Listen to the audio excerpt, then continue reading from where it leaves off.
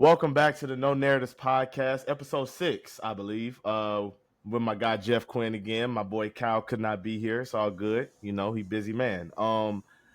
This is the recap game 2 of the Minnesota Timberwolves and the Dallas Mavericks series, Western Conference Finals. If you have come from my Red Nation blogger YouTube channel, if you know me from my Red Nation blogger YouTube channel, and if you watched my last video that I posted last night, you would pretty much know how I feel about this game. But for those of you who haven't, this is it right here.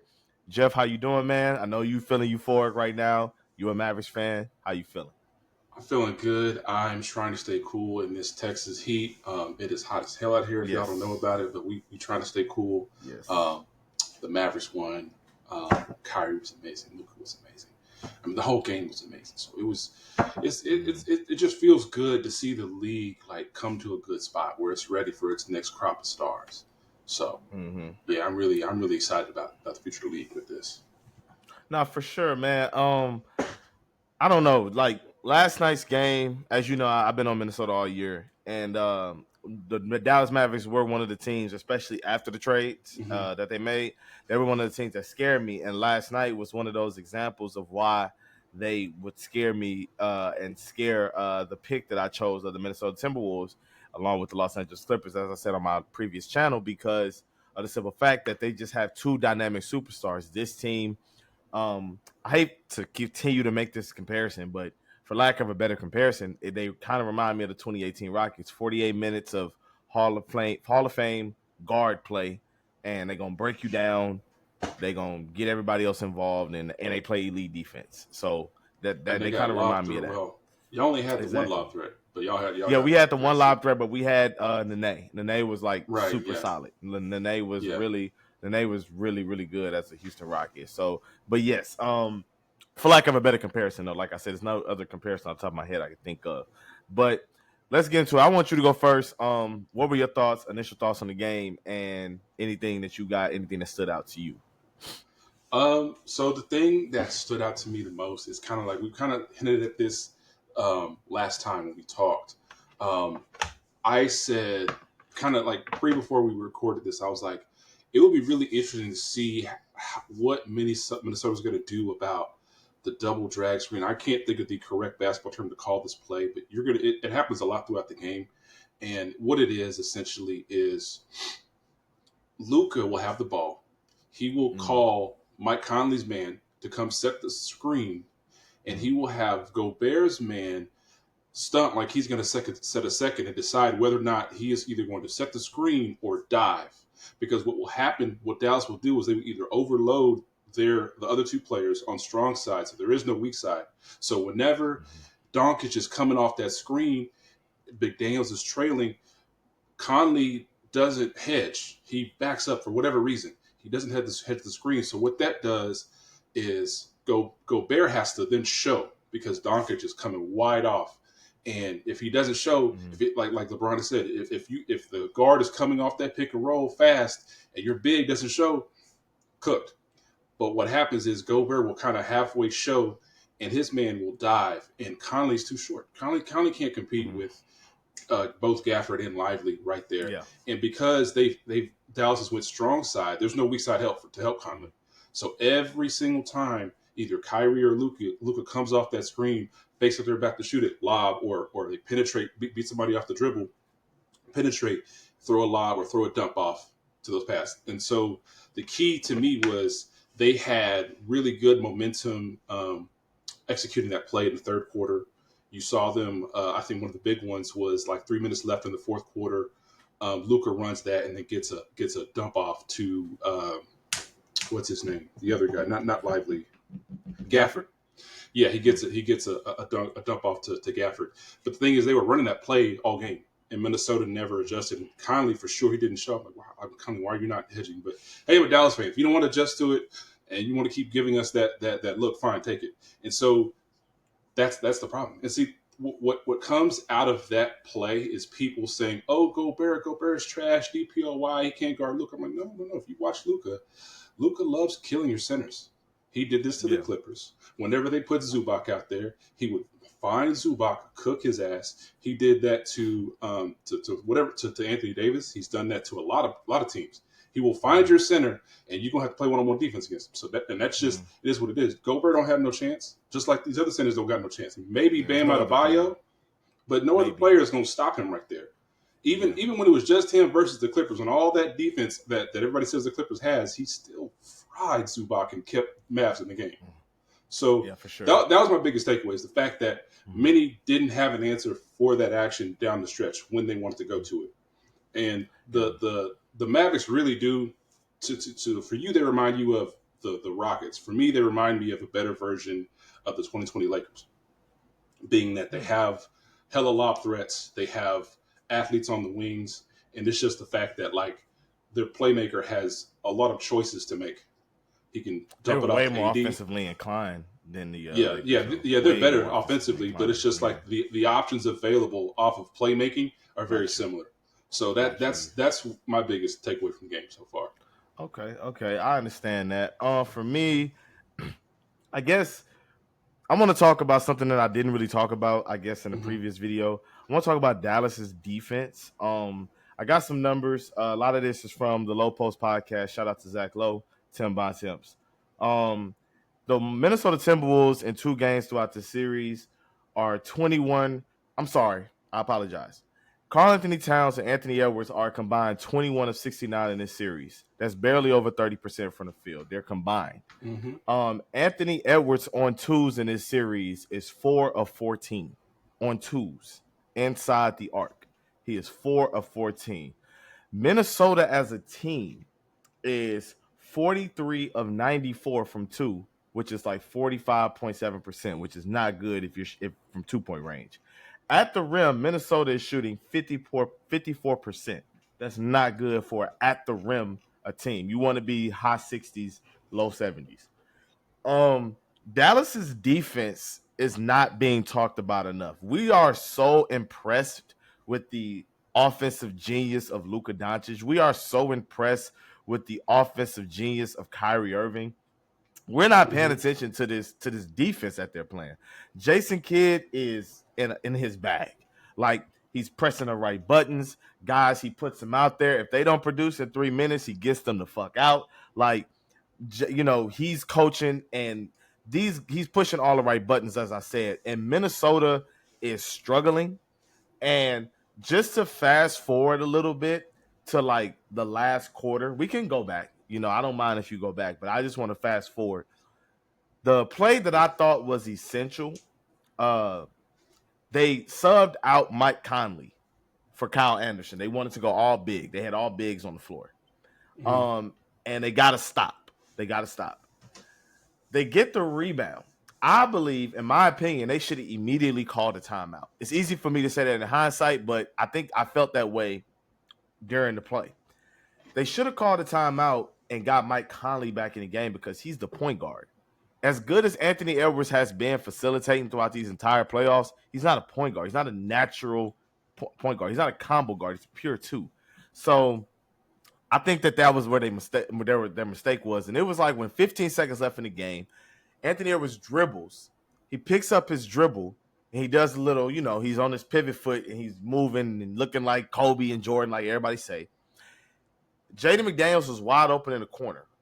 He looks him off, does the spin moves again on his pivot, and then throws it out of bounds. I think he was trying to throw it to Naz Reid. That was that the one? Was that the play where he threw that ball and like Daniels had to it went way over and Daniels tried to get it? That wasn't. No, that was the one when Daniels caught it and Kyrie fouled him. That was prior. That was prior to that play.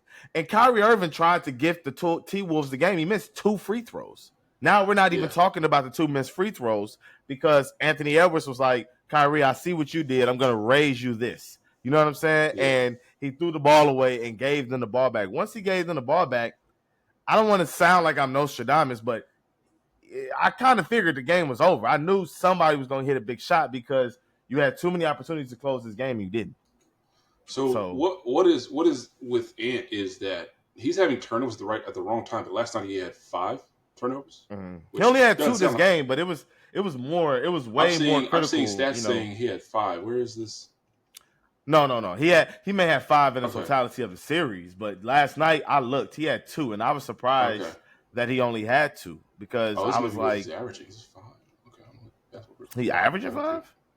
If he Yeah, I'm looking averaging at 5, that means the basketball first game he had references like has 9. him This at series or the 5. postseason?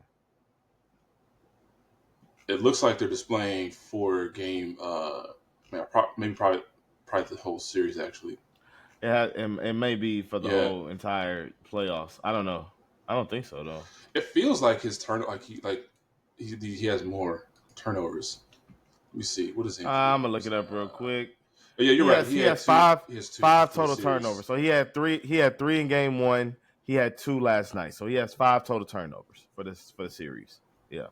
So All like right, so he 2.3 got two or something like that. TOs, Yeah. but these I think it's been multiple times actually that it feels like when he gets stopped or he doesn't have anywhere to go, he doesn't really have a plan to reset, Hmm. and I think Minnesota's got to look at that. Oh, I want to know. Karl Anthony Towns. I want to say it on here. Karl Anthony Towns has PJ Washington guarding him. He's 6'7", bro. He's a small forward. And Karl Anthony Towns cannot take advantage. Like, I don't understand why he cannot take advantage of a mismatch. He was supposed to be the differentiating factor. Now, this entire postseason, it seems that Karl Anthony Towns has stunk at home, and he's been Hmm. phenomenal on the road.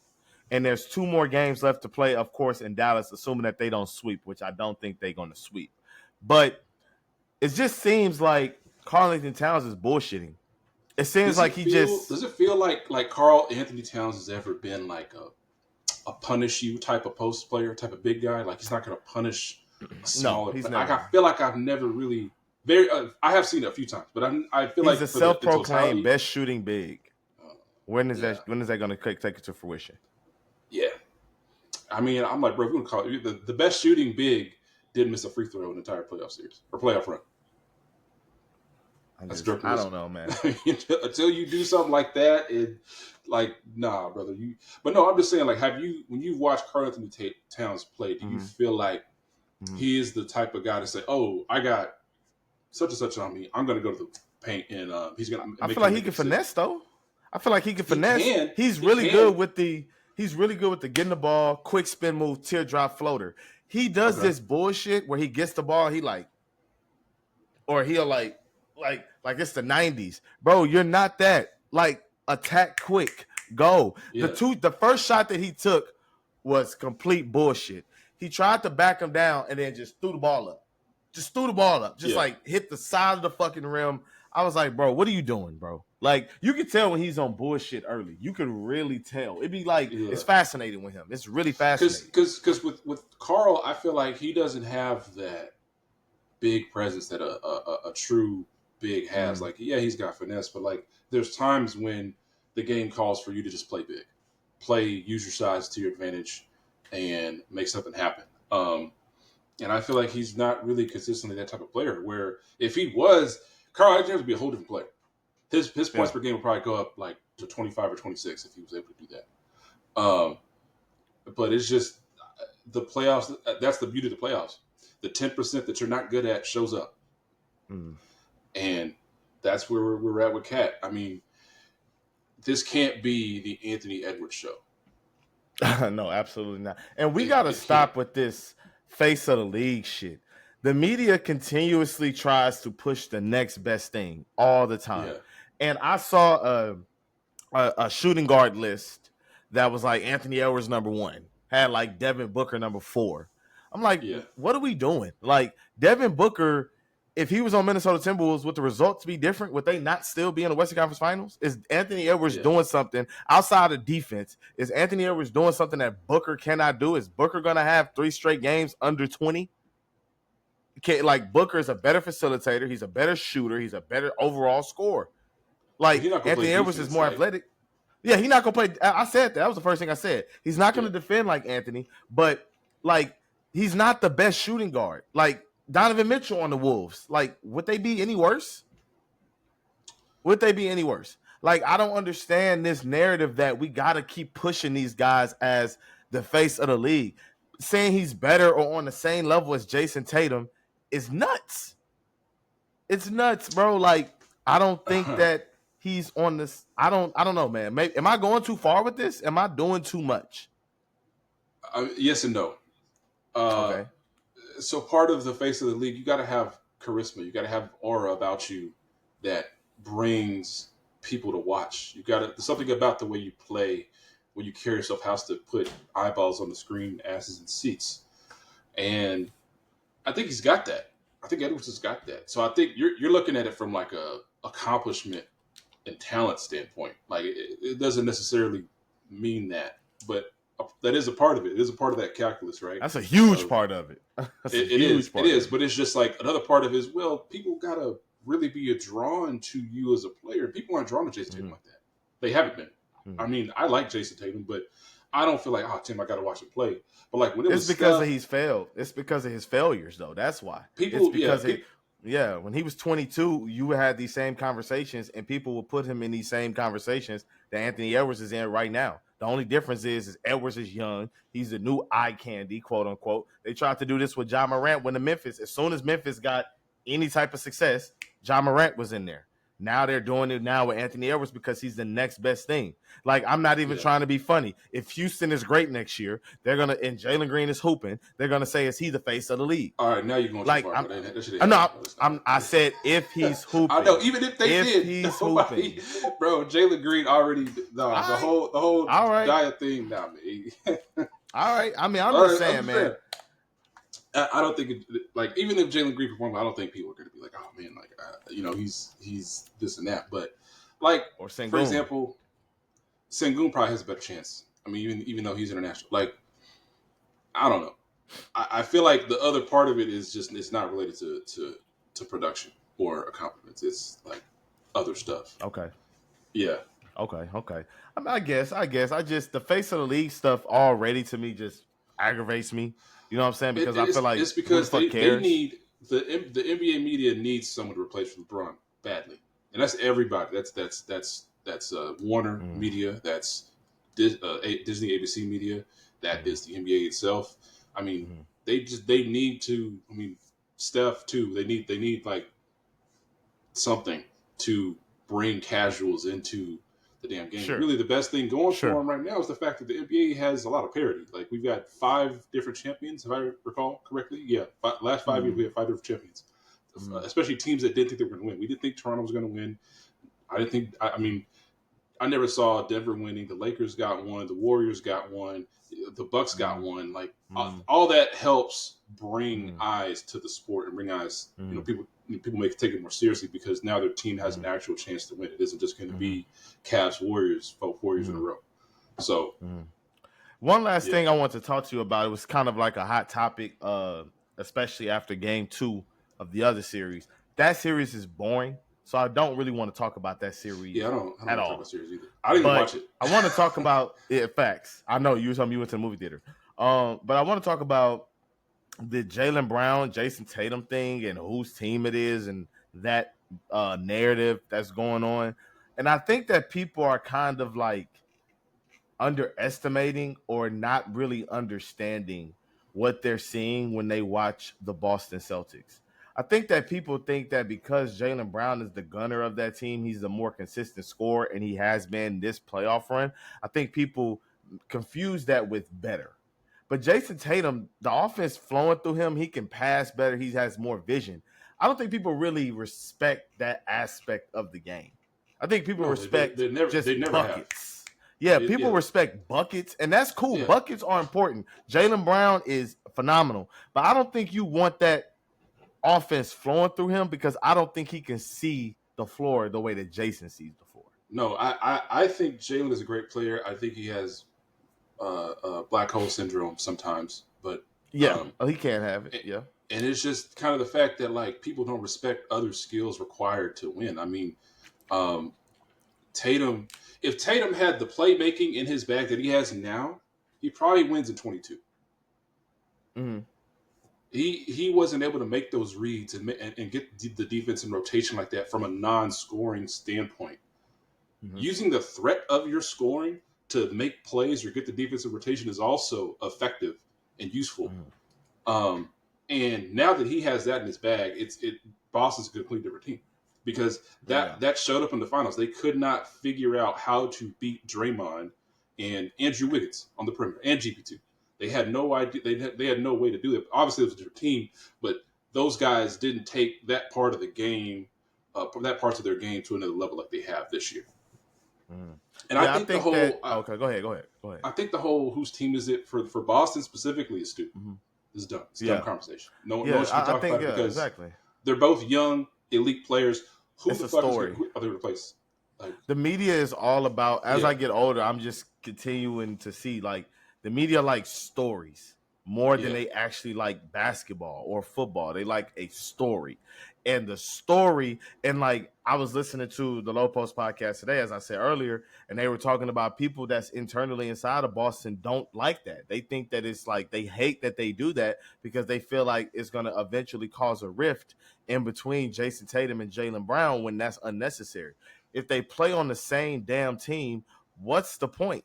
I don't understand this notion. And the thing with Jason Tatum that I think a lot of people, the thing with Jason Tatum that I think is like he's a top 10 player, but he's not in the level of eye-popping stats of Luka, Jokic, Giannis, Shai Gilgeous-Alexander, even Joel Embiid, stuff like that. He doesn't put up the eye-popping stats. He's just consistently an A. And I think that because he doesn't do that, people think less of him. If you look throughout these playoffs, you can point to a Luka performance where it's phenomenal. You can point to a Shai and all these good different guys. Whereas Jason Tatum, he lets Derek White cook when Derek White's cooking. He lets Drew Holiday cook when Drew Holiday's cooking, and Jaylen. And I don't think that other guys, so much of the offense flows to them. It rarely happens where anybody else can quote unquote eat. And I think Jason Tatum's game just fits so well that I think people overlook it and they don't appreciate it. Oh yeah, for sure. Because it's not Kobe Jordan style. Just go 1-on-1, be efficient mid range scorer and just score. I mean, that stuff's important, no doubt about it. But there's other ways to win the basketball game. For sure. I think Go ahead. Finish your point. My bad. And I think the whole whose team is it? Like I said, it's just the media desperate for clicks. Like it's crazy to me because I would think as a franchise you want two young all-star, superstar caliber players on your team at the same time that you drafted. Like every franchise would want that. I am ecstatic. We got if we got Luka and like I don't know like Wemby or something at the same time, I wouldn't give a fuck about who's better, bro. Like we have two generational players on our team that are young, relatively not too much older than each other. Like I don't care. Y'all can talk about it all you want, but we got two superstars on the team. And so I think people kind of like also the Kobe comparisons, the whole like Kobe Mamba mentality stuff. Like I know some people kind of don't like when players are prematurely compared to Kobe just because they speak highly of him or they they may have a play style that's similar to Kobe. People kind of that draws extra scrutiny towards the player. So that's another thing. I think Jason really shouldn't be. He's had a lot of success for a young player. How old is he? Yeah, for real. Like 26. Yeah, like okay, he went to the conference finals at 19, if I'm not mistaken, and he's been in the finals like twice before turning 25. So no, he went to the finals once. Went to final. Oh, okay. I thought he went twice. No, 24. He was 24 years old. And 20, oh, that's right. They lost to Miami. I'm sorry, I forgot about that. Yeah, they lost to Miami. Yeah. Okay. So they lost to Miami. They killed him for that. I remember that. Yeah. So I think this whole like Boston shouldn't do anything stupid like trade one of those two. Of course not. Then Boston isn't dumb. I think that Boston is just frustrated with the stuff. Because if they lose, people are gonna start trying to say, "Oh, blow it up." Because I'm like, who? No, I don't think. Yeah. I don't think. I'm starting not to pay attention. I want to close it on this one, and we can, if you got another point, you can get it. But I'm starting to get to the point where I'm not taking guys seriously. If you didn't pick Boston to win the championship, stop saying that they need to win the championship. You didn't pick them. So why can you sit here and say, oh, the clock is ticking, and you're not saying that they're the one? You're going off of what everybody else is saying. What are you saying? What are your expectations on them? Why are you talking about, well, Jeff said that they should be in a championship. So because Jeff said it, I'm going to put these – no, do you think that they will win the championship? Because that's ultimately the only thing that matters. You know what I'm saying? Yeah. Boston, Dallas is playing phenomenal basketball. Minnesota right now, not. But if Minnesota comes back in the series and tied up, they will be playing phenomenal basketball. All three of these teams, Indiana's out, are capable of winning the championship. Why is it an indictment if Boston doesn't do it? I don't understand it. It's not like Minnesota is the San Antonio Spurs. It's not like the Dallas Mavericks are the Portland Trailblazers. All three of these teams are worthy champions. So all three of them, in my eyes, have a 33% chance of winning the championship. So are you taking the stance, the Giannis Antetokounmpo stance that no. Right. If Boston lost in the first round, it's a failure. He lost in the first round and said that bullshit. I don't subscribe to that thinking. I don't subscribe to that. If he would have got to the finals and lost, I'd have been like, bet, cool. You know what I'm saying? But that's not what happened. You know what I'm saying? Right. So you can't preach. Don't preach that to me, bro. You're not like don't pull I a don't see people Grace. say, oh, Boston had an easy road, and if they lose, well, the whole thing is a failure. I'm like, dude, what failure? They're young. Like when they're talk to me when they're 30 and they don't have a chip.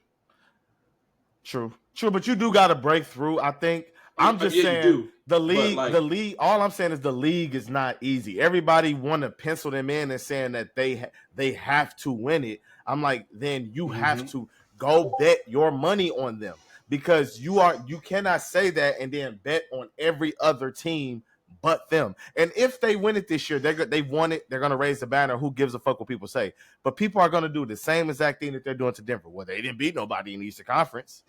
Everybody was hurt. Why they suck off Golden State? Like, I mean, so I don't like. Yeah, go ahead. The league isn't like the 2000s, 2010s anymore. I mean, your stars are your stars, but the role players got so much better.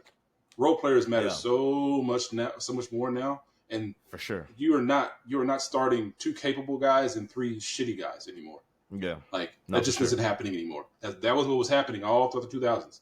I mean, I'm sorry, bro, but like Rick Fox, Devin George, Derek Fisher, bro, like they're not factors in today's game. Like they're not. Yeah. Like you can't have a guy. You can't. Good role players. I mean, they're good. They were good for their time. I'm just saying, like nowadays, you got to do your role players got to be able to do much more and do things at a very high level. Absolutely, I agree with you. I agree. That's what I'm mostly getting at. I love those players, but hey, like game's different now. So I think that's why you're seeing multiple different champions, and people are still taking that mindset that you should repeat. Repeating should be easy. No, everybody's good. I mean, and with the financial and the CBA and how the league is going out of their way to try to kill dynasties. This is why it's stupid to compare to the 80s and the 90s and the 2000s. Like you cannot compare. The league is completely different. The owners got together because they want to replicate the parity they have in the film. They're doing that via the CBA because look at Denver. Denver might have to let KCP walk just because of their situation. He's going to command at least $20 million a year. Oh yeah, that's true. They have money. apron first apron and second apron considerations. He's north of 30, right? He's north of 30.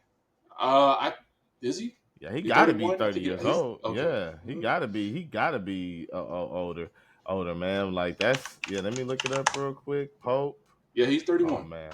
31. See, I'm older than him. Yeah, so that's crazy to say. So and then they got Braun coming up. You got to pay Braun. Oh, Brown. Christian? I'm like, damn, they got LeBron. Brown? I'm like, what they got? No, it's Braun. It's pronounced. It says Brown, but it's pronounced Brown. I don't know why they spelled it like that, and they pronounce it Brown, but that's stupid. Yeah, that's confusing for everybody. You got to pay him. But, yeah, so that's true. That's true. That's definitely true, man. But we about to hit 30-minute mark, man. Look, we talk basketball and 30 minutes just fly by. This is how it be, even when we not recording. We just call each other and we chop it the fuck up. And one of us got to be, hey, bro, I got to go. Like, you know what I'm saying? That we got to go. But hey, man, thank y'all for watching. This is episode 6 in the books. And salute, Jeff. Hey, you know where they can Yeah, find you. Tell them. catch Tell me them. on Twitter at Quintopolis87. I'm sorry I gave y'all the wrong tag. Last name was my Instagram one. My Twitter one is at Quintopolis87. Okay. I'm out there getting my sports takes, talking, chopping up about anything. So give me a You got to follow. put that in your name right here too. The next time we record, instead of Jeff Q, just put at Quintopolis so they can see and they can look you up. All right. All right, cool. All right, man. We out. All right, see y'all. Y'all have a good Saturday.